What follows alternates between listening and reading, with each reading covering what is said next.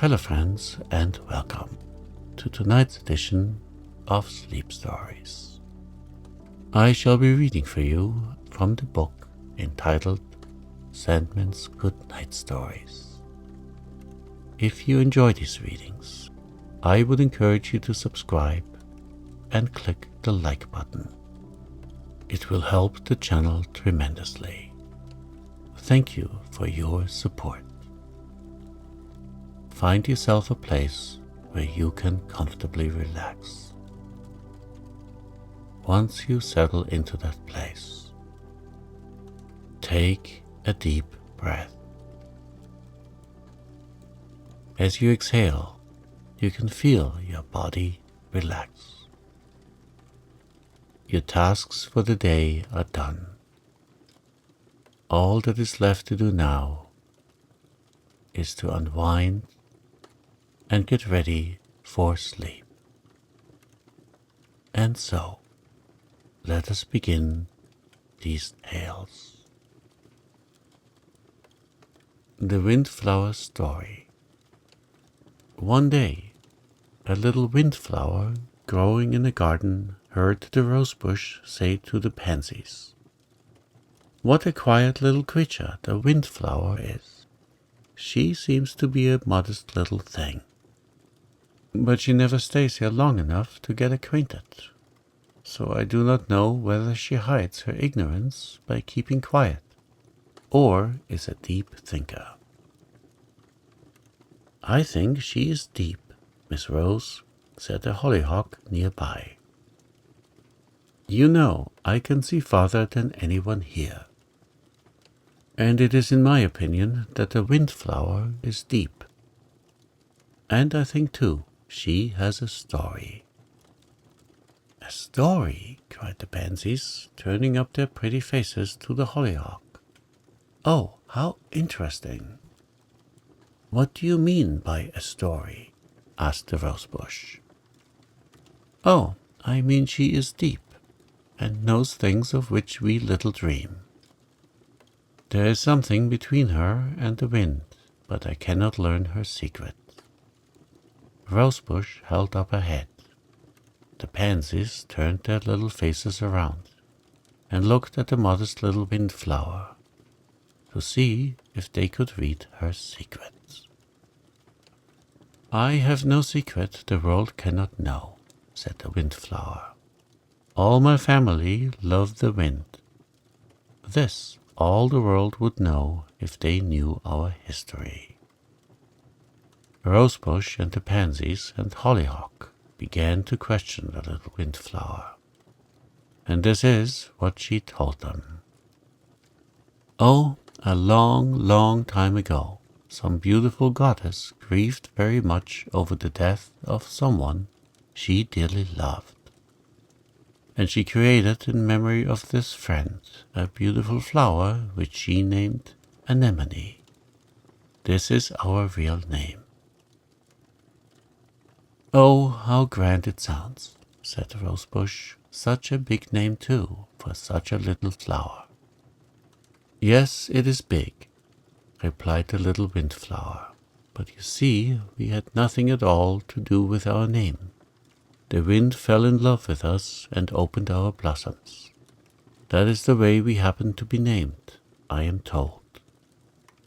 "Oh, how interesting," said the rosebush, beginning to look with envy upon the little windflower. "But you are a small family, I think," said the rosebush. "I have seen very few of your kind in our garden." "No, we are a numerous and beautiful family," said the windflower. "Oh, how conceited she is," said the rosebush in a whisper to the pansies. "Think of calling herself beautiful. For my part, I think her white and purple quite plain-looking." But in spite of the low voice of the rose, the little windflower heard her. "Oh, you are quite mistaken if you think I feel I am beautiful," she said. "It is of our family I speak. You should see some of my sisters. They are wonderful, purple and so silky. They are beautiful. And other sisters are a beautiful blue. Oh, I am by far the plainest of our family. But the wind has no favorites.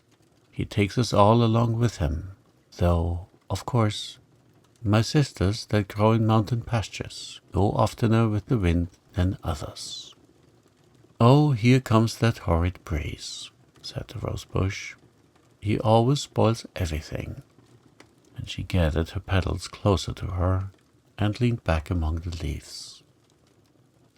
When she opened her petals to look around the garden again, the little windflower was not there. Why, where has the windflower gone? She asked.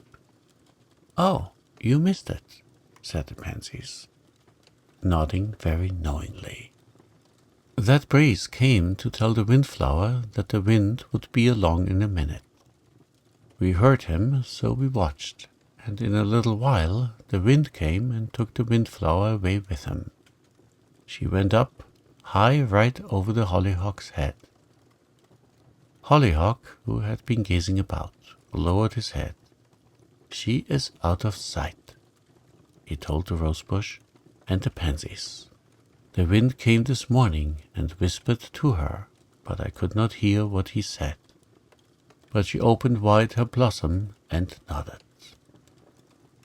Now, what do you suppose there is between the windflower and the wind?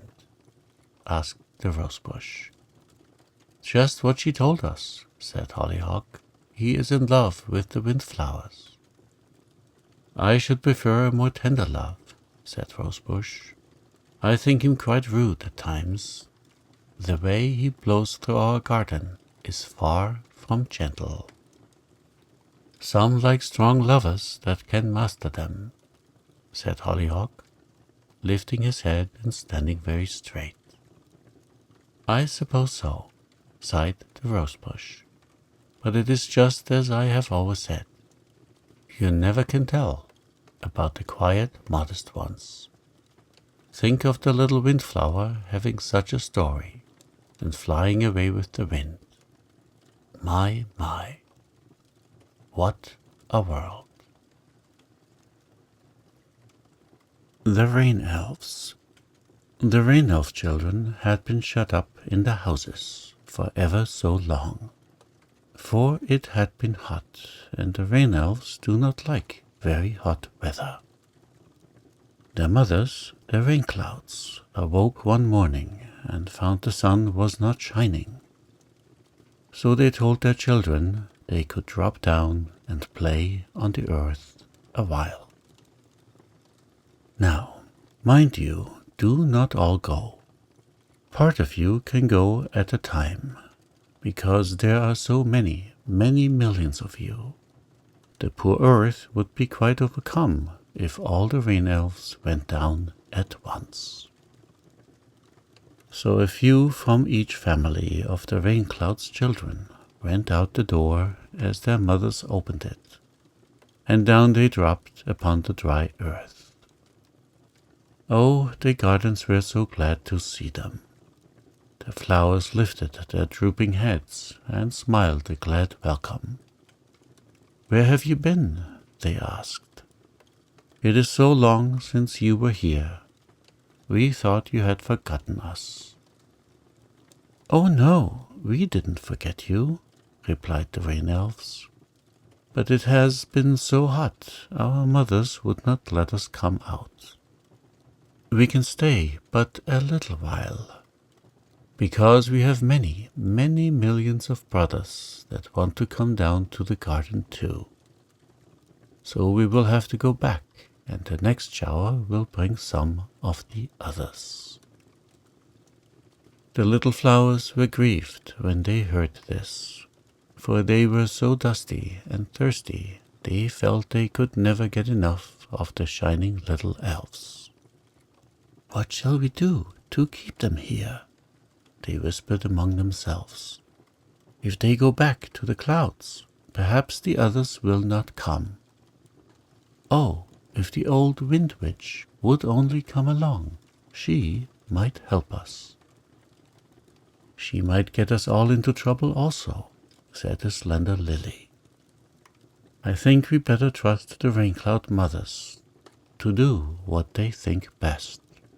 But poor little Lily's words were not noticed, and the tall hollyhock was asked to find old Windwitch and request her to help them keep the rain elves all day. The old Windwitch laughed with glee when she heard their request, for she saw a chance to work mischief and make it appear she was trying to do good. "Tell the pretty flowers they shall have the rain elves all day, and their brothers too," she said to the hollyhock, and off she flew up to the rain-cloud homes. She went about the clouds very carefully and gently, for she knew if the rain-cloud mothers heard her, they would call the children home. But by and by she saw her chance, and while the rain-cloud mothers were busy, she softly opened the door of each cloud, one by one, and beckoned to the rain elves. "Run along quickly," she said. "Your brothers are having such a fine time, they have quite forgotten you. They will not be back today, so run along and be merry with them." The little rain elves did not stop to think they should wait for their mothers to tell them when to go. They were so eager to get out. Down they went quite gently at first, with a patter, patter, pat, and then quite lost their heads, thinking of the fun they would have.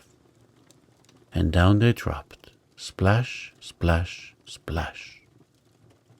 At first the flowers laughed and danced about for joy, for they were getting the leaves and blossoms washed, and their thirsty petals satisfied. But in a little while the rain elves came so fast and thick the petals dropped off one by one, and then the stems bent under the swift coming of the elves. Pretty soon the garden was filled with water, so that the grass could not be seen, while old Windwitch danced about overhead and cackled with delight at the mischief she had done. "Oh dear, I did not know there were so many of you," cried a rose as her stem broke, and she fell into the water. "I was afraid of it," sighed the lily as she fell to the ground. "A few elves at a time is best, the mother rain-clouds know." Such a commotion as there was in the rain-cloud homes when the mothers found the doors of their houses open. They hustled about and called for the rain elves to come home, but they were so taken up with the fun they were having, spattering and splashing, they did not hear. By and by old Sunman saw them, and it did not take him long to throw his hot rays on old Windwitch and drive her away. And then the rain elves felt the Sunman's breath and thought of home. One by one they disappeared. Some hid among the roses and other flowers that were left in the garden, and others were lucky enough to get back to their cloud houses and their mothers, but they left the garden a very sad-looking place. "Who ever would have thought there were so many of those rain elves?" said the bedraggled-looking flower. "I shall never wish for them to stay all day again." "The lily was wiser than we thought," said another. "The rain-cloud mothers know best what is good for us, and the next time they send a part of their children, I think we better be satisfied and not get them all here at once." "I think you are right," sighed the hollyhock from the ground where he had fallen. "Shall I ever see over the wall again, I wonder? Such a fall as I took, none of you can realize." Mr. Fox's Housewarming, Mr. Fox had been so much disturbed by Mr. Dog and his master that he decided to try living somewhere besides on the ground floor of the woods. One night he took a look around in the moonlight, and to his delight he discovered the very place for him to live. It was a house built in the branches of a big tree that some boy very likely had made the year before. Now, with very little repairing, this will be the finest house in the woods, said Mr. Fox. So over the hill he ran to Mr. Man's, and brought away all that was needed to make his house comfortable. He even found an old piece of stovepipe to make his stove draw well. And in a few days Mr. Fox told all his friends of his new home and invited them to a housewarming. Mr. Coon and Mr. Possum and Mr. Squirrel were not at all upset by finding out that Mr. Fox's new home was in the big tree, but Mr. Rabbit and Mr. Badger looked very sad and said it was out of the question for them to accept Mr. Fox's kind invitation, much as they would like to come. Mr. Fox had borrowed a ladder from Mr. Man, and when Mr. Rabbit and Mr. Badger said they could not come, Mr. Fox remembered that he was not much of a climber himself, and that if he did not keep that ladder, he might have a hard time getting into his home when he was in a hurry. So he decided that Mr. Man would not need it as much as he would, and that it would also make a nice addition to his home. When he told Mr. Badger and Mr. Rabbit about the ladder, they decided to come, and one night when the moon was shining, the animals were all to go to Mr. Fox's house to dinner. Mr. Fox thought it would be the cheapest way to fill his guests with soup, so he took all the bones that he had collected and put them in a pot on the stove to boil. Up curled the smoke from the chimney, and out through the windows went the nice-smelling odor of soup, and Mr. Dog, who happened to be running through the woods, saw and smelled as well. He wagged his tail and looked up at the house in the tree. Then he whined and scratched the tree, and as he danced about it, with his eyes fixed upon the house all the time, he bumped into the ladder. "Ah, how fortunate," he said, and up he went, and into Mr. Fox's house he went too, and took the cover off the pot. It did not take him a second to remove the pot from the stove, and pour out the soup in the sink, and cool those bones, and then such a feast as he had. He ate until he became sleepy, and then he lay down on the floor and went to sleep. Mr. Dog did not dream that Mr. Fox lived in that house. Not that he was afraid of him, but he would have slept with one eye open, so that he could catch him if he had known. Mr. Fox was out roaming over the hill, looking about for a stray turkey or hen, and he did not come home until it was nearly dark. He ran up the ladder, and, without striking a light, he went toward the stove to see how his soup was getting on, and stumbled over Mr. Dog. Up jumped Mr. Dog with a gruff bark, and Mr. Fox, not stopping for the ladder, jumped out of the window and almost broke his neck, while Mr. Dog looked after him, barking and yelping in a terrible manner. Mr. Fox did not stop. He kept on running, and Mr. Dog, thinking of the bones he did not finish, turned away from the window and began to eat. While he was eating, the guests for the housewarming began to arrive. Mr. Coon did not need the ladder to help him, or Mr. Possum either, nor did Mr. Squirrel. but as it was there, they felt it would not be polite to enter any other way. Mr. Possum started up first, and behind him Mr. Coon. Then came Mr. Badger and Mr. Rabbit behind him, while Mr. Squirrel ran up the side of the ladder. When they were about halfway up, Mr. Dog, hearing a noise outside, went to the door. And of all the surprised creatures you ever saw, the guests were the most surprised, unless it was Mr. Dog.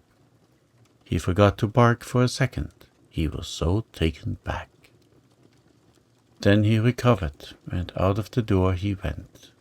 But he was not used to going down a ladder, and on the first round he slipped, and down he went. The guests started to jump, just as Mr. Dog barked, but they were not out of the way when Mr. Dog fell, and down they all tumbled. Mr. Dog, Mr. Possum, Mr. Coon, and Mr. Badger. Mr. Squirrel jumped too, but he jumped for a limb of the tree and was not in the mix-up. He said it was the funniest sight he ever saw, and he had a fine view from where he sat. But Mr. Rabbit said he was sure his view of the affair was the best, for, being nearest the bottom of the ladder when the tumble began, he was up and out of the way when they all came down on the ground. You could not tell who was who or which from the other, said Mr. Rabbit, later talking it over with Mr. Squirrel. It was a long time before Mr. Fox could make the guests believe he had not planned to have Mr. Dog at his housewarming. But when Mr. Squirrel told them that he had seen the bones on the floor and the kettle in the sink, they finally forgave Mr. Fox. He decided the ground floor was the safest for him, after all. And when he was once again settled, he gave a feast, and this time Mr. Dog was not there. Little Pitcher Man. On a pantry shelf there once lived a funny, squally-looking pitcher man. His cap was brown, and that was the top of the pitcher. His coat was yellow, and his vest green. He was round and fat, as well as squatty, and his legs were short. He wore brown trousers, what there was of them, and white stockings and black shoes. But the face under the cap was what everyone noticed most. It was always laughing. Oh, I forgot to say that his hands held onto his sides as if he feared he would burst with laughing so hard. One day there came to the pantry to live a new dish, and when it saw the pitcher man, it asked another dish standing by why the pitcher man was always laughing. I do not know, replied the other dish, but he never does anything but laugh. I have never thought to ask why. So the new dish waited until it was all quiet in the pantry at night, and then it asked the pitcher man why he laughed all the time. Oh dear, I have to laugh every time I think of it, answered the pitcher man. No one has ever asked me why I laughed before, and I do not know that I can stop long enough to tell you why. But all the other dishes gathered about him and begged him to tell his story, and at last he managed to stop laughing and talk.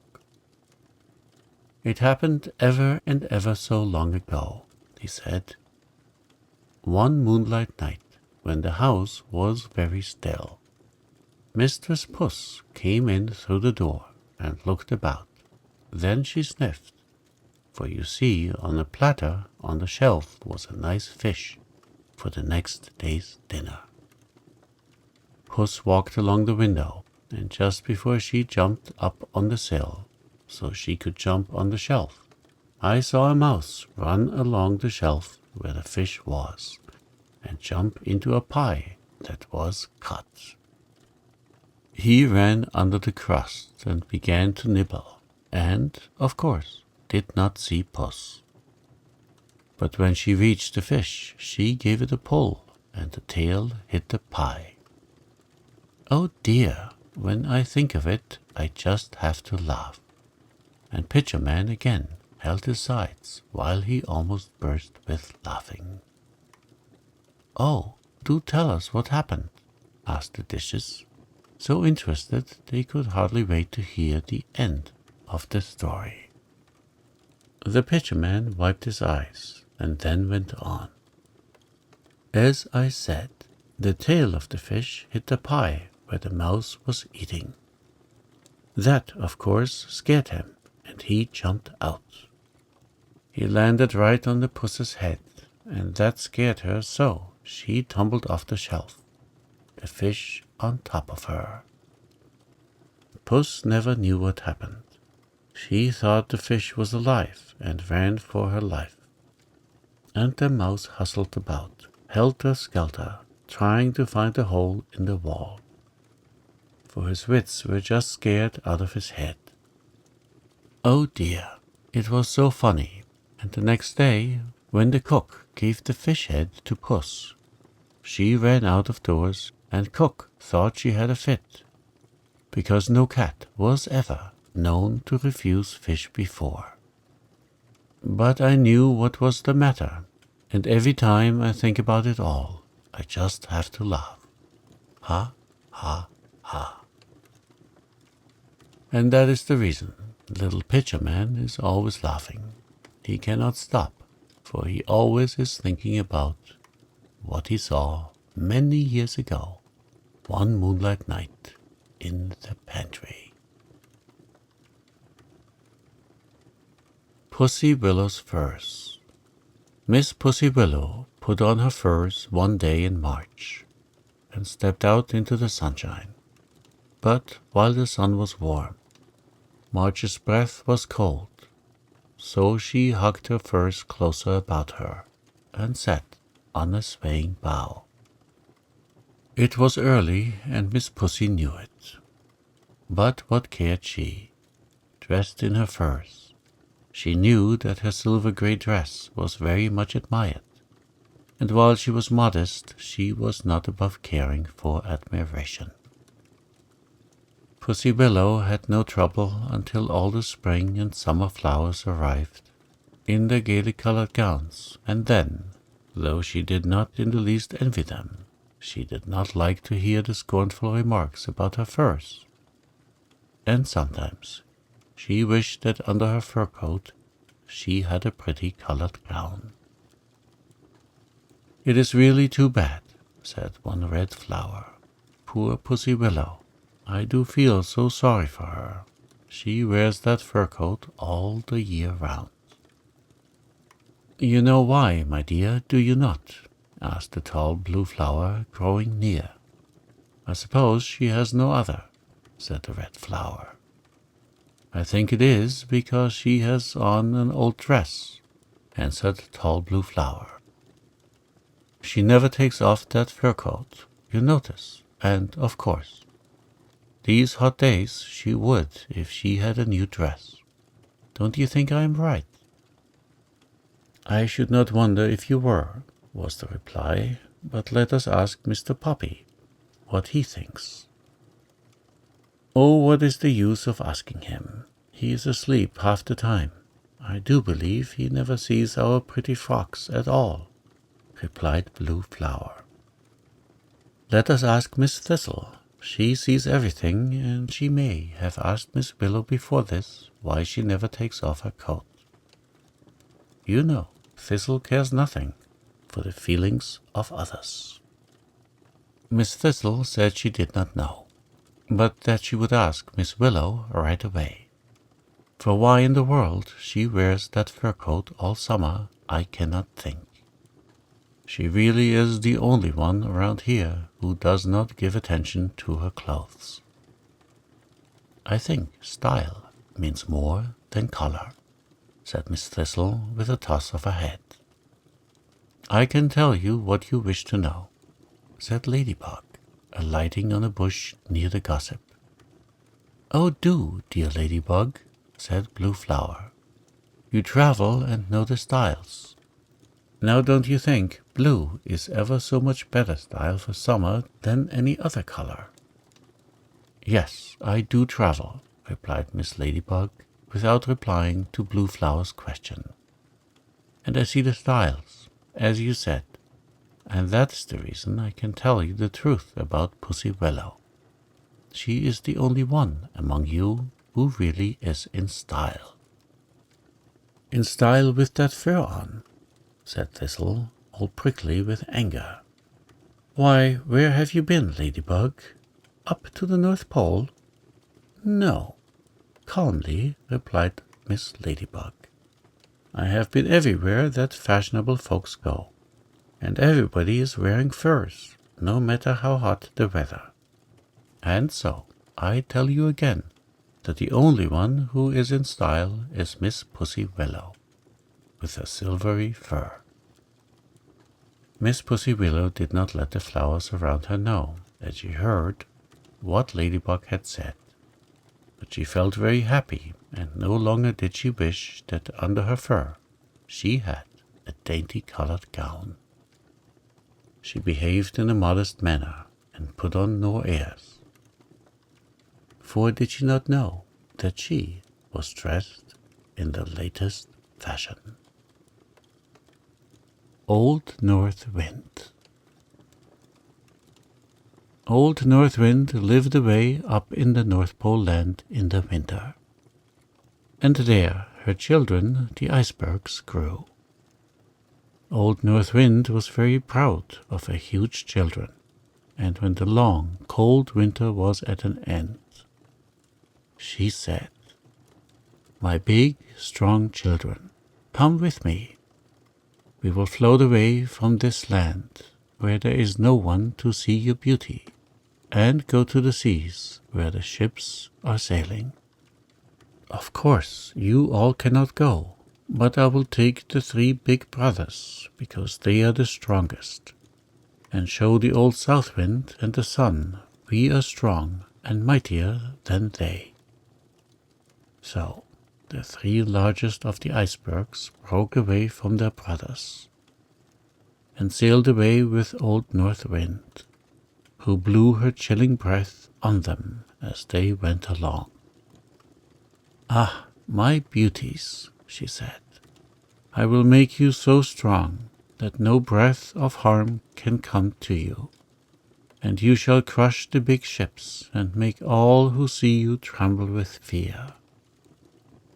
The icebergs believed Old North Wind, for they had never been away from North Pole land, and did not know anything about the warm South Wind, or how warm and melting Mr. Sun could be. So they sailed and sailed until they came to the big ocean, where the ships had to cross as they went from one land to another. Old North Wind kept close to her big children, but one day Old South Wind saw them. Ho, ho, he said, there is Old North Wind with 3 of her sons. She's up to some mischief, I'll be bound, so I will ask Mr. Sun to keep his eye on them. I have been watching them for many days, said Mr. Sun, and with all of Old North Wind's cold breath, I have warmed her sons more than she knows. At last, one morning, bright and early, Old North Wind espied a ship sailing right in their path. Now, my beauties, she said, with a shrill laugh, show your strength and crush the ship that dares to sail in your path. We are the rulers of the sea by right of might, and we must show our strength. Blowing and shrieking, Old North Wind hastened her sons toward the ship, and she was so intent on working destruction that she did not feel the warm breath of Old South Wind, before the rays of old Mr. Sun. Suddenly she saw her huge son shiver, and before she could blow a chilling blast upon them, they swayed, and with a plunge sank from sight, and the water closed over them. Old North Wind howled and blew, but the sun and Old South Wind drove her back toward her North Pole land, until the ship was safe from her wrath. "You wait," she shrieked as she ran away from Mr. Sun and Old South Wind. "I'll come again next year with bigger and stronger children, and you shall learn who rules the seas." "Remember, North Wind," said Old South Wind in soft, gentle tones, "might is not always right, and while you can make much more noise than I can, or Old Man Sun, we can always melt your children. So keep to your North Pole land if you wish to keep them."